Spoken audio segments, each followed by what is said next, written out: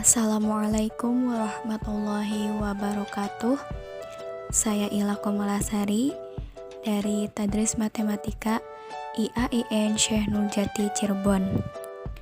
Pada video kali ini, saya akan sedikit membahas mengenai trigonometri.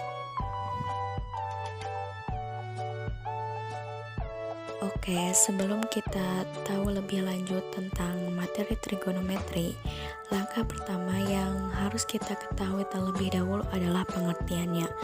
Pengertian trigonometri itu berasal dari bahasa Yunani, yaitu trigonon yang artinya tiga sudut dan metron yang artinya mengukur. Jadi, trigonometri itu adalah sebuah cabang matematika yang mempelajari hubungan yang meliputi panjang dan sudut segitiga. Nah, dalam materi trigonometri juga kita mempelajari relasi sisi-sisi dengan sudut-sudut pada segitiga. Dan ini merupakan suatu hal yang sangat penting. Kenapa? Karena hal ini didorong pertama kali oleh perkembangan astronomi, sehingga mendorong agar matematika itu dibuat lebih praktis untuk memahami perkembangan ilmu astronomi, seperti halnya menghitung jarak bintang dan lain sebagainya. Maka dari itu perlu adanya trigonometri dasar. Lalu kemudian makin lama trigonometri ini menjadi cabang ilmu matematika di mana kaitannya mengenai sudut-sudut dan sisi-sisi pada segitiga. Maka dari itu trigonometri ini masuk dalam kajian ilmu geometri. Nah, itu pengertian dari trigonometri. Selanjutnya itu ada pengertian perbandingan trigonometri pada segitiga siku-siku. Perbandingan trigonometri pada segitiga siku-siku itu adalah ukuran sisi suatu segitiga siku-siku apabila ditinjau dari salah satu sudut yang terdapat pada sebuah segitiga. Nah, dalam PowerPoint di sana itu terdapat perbandingan trigonometri suatu sudut dan dapat dilihat ada sebuah segitiga siku-siku dengan siku-siku B. Nah, dengan panjang AC itu adalah sisi miring, panjang AB itu adalah sisi depan, panjang BC itu adalah sisi samping, dan sudut ACB itu adalah alfanya. Berdasarkan gambar segitiga tersebut, dapat kita definisikan perbandingan panjang sisi-sisi segitiga tersebut, dan diperoleh yang pertama itu ada sinus atau biasa disebut sin. Nah, sin alfa di sana itu adalah depan per miring, dan diperoleh depan per miring itu adalah AB per AC. Setelah sin itu ada kosinus atau cos. Nah, cos alfa itu adalah samping per miring, dan diperoleh samping per miring itu adalah BC per AC. Setelah itu ada juga tangen atau biasa disebut dengan tan. Tan alfa itu adalah depan per samping. Nah, dapat diperoleh dari gambar tersebut bahwa depan per samping itu adalah AB per BC. Selanjutnya itu ada sekan. Nah, sekan alfa itu diperoleh dari 1 per sin alfa. Nah, 1 per sin alfa itu dalam sudut di sana itu adalah AC per AB. Nah, sekan itu adalah kebalikan dari sin alfa. Selanjutnya ada juga kosekan. Kosekan itu diperoleh dari 1 per cos alfa, di mana AC per BC. Nah, kosekan ini adalah kebalikan dari cos alfa. Dan selanjutnya ada juga kotangen alfa. Kotangen alfa itu diperoleh dari 1 per tan alfa. Nah, dalam segitiga di sana, kotangan itu diperoleh BC per AB. Nah, kotangan ini merupakan kebalikan dari tan alfa. Pembahasan selanjutnya yaitu mengenai identitas trigonometri. Identitas trigonometri itu merupakan suatu relasi atau kalimat terbuka yang di dalamnya memuat fungsi-fungsi trigonometri. Identitas trigonometri ini digunakan untuk pembuktian persamaan-persamaan trigonometri. Apakah benar sisi sebelah kiri itu sama dengan sisi sebelah kanan ataupun sebaliknya? Nah, sebenarnya ada banyak identitas trigonometri. Yang diberikan di sini itu hanya ada 3 identitas trigonometri.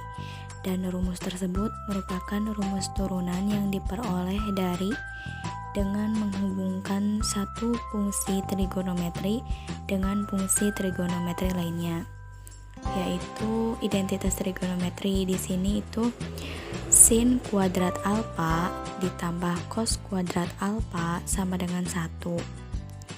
Yang kedua itu ada tan kuadrat alfa ditambah 1 sama dengan sekan kuadrat alfa.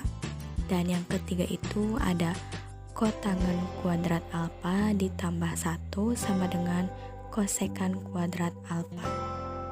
Selanjutnya kita akan mempelajari mengenai nilai perbandingan trigonometri.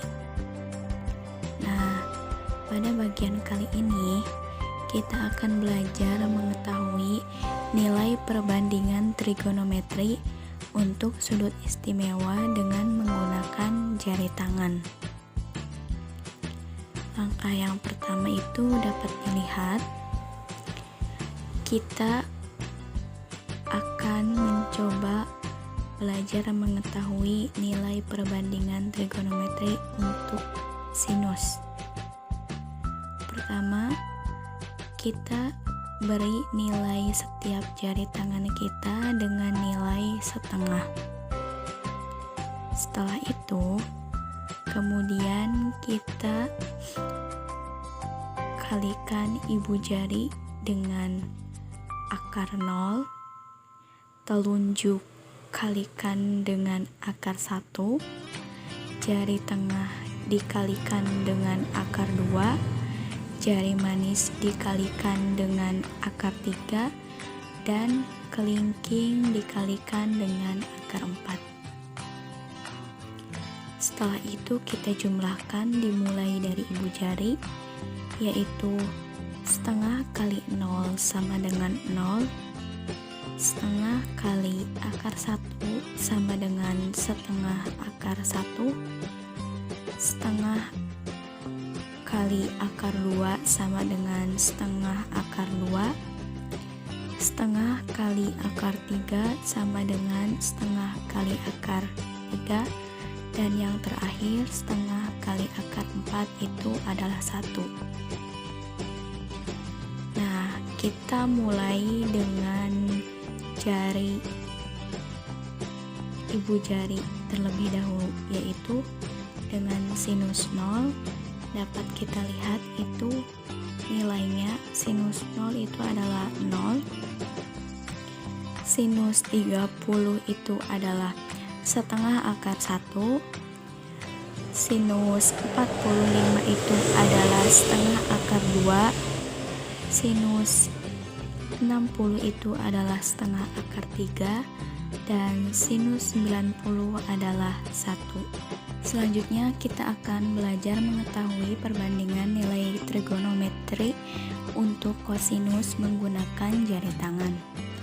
Seperti halnya sinus, langkah pertama yang akan kita lakukan adalah beri nilai setiap jari tangan kita dengan nilai 1/2.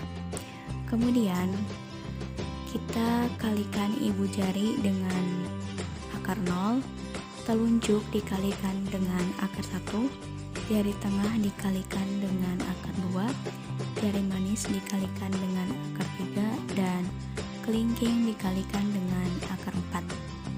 Setelah itu kita akan mengetahui jumlahnya, dimulai dari ibu jari.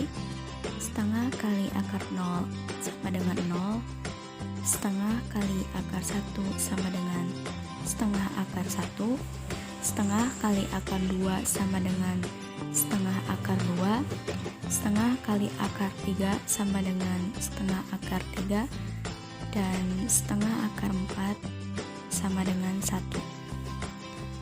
Kita mulai dengan kosinus 90 dimulai dari ibu jari, yaitu kosinus 90 adalah 0, kosinus 60 adalah setengah akar 1, kosinus 45 adalah setengah akar 2, kosinus 30 itu adalah setengah akar 3, dan kosinus 0 itu adalah 1. Selanjutnya itu kita akan membahas mengenai aturan sinus. Aturan sinus adalah menjelaskan hubungan antara perbandingan panjang sisi yang berhadapan dengan sudut terhadap sinus sudut pada segitiga.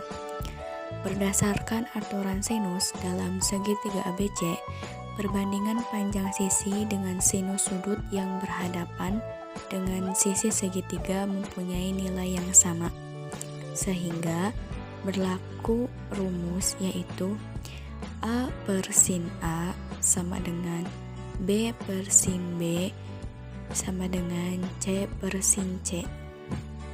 Selanjutnya ada juga aturan kosinus. Aturan kosinus itu merupakan aturan yang menjelaskan hubungan antara kuadrat panjang sisi dengan nilai kosinus dari salah satu sudut pada segitiga. Aturan kosinus dapat digunakan untuk menentukan unsur-unsur lain dalam suatu segitiga sembarang. Untuk dua kasus, yaitu saat diketahui 3 sisinya dan saat 2 sisi dan 1 sudut diapitnya diketahui, sehingga aturan kosinus berlaku untuk setiap segitiga ABC sebagai berikut. A kuadrat sama dengan B kuadrat ditambah C kuadrat dikurang 2B kali C cos alpha. Lalu B kuadrat sama dengan A kuadrat ditambah C kuadrat dikurang 2 kali A kali C cos B. Lalu ada C kuadrat sama dengan A kuadrat ditambah B kuadrat dikurang 2A kali B cos C.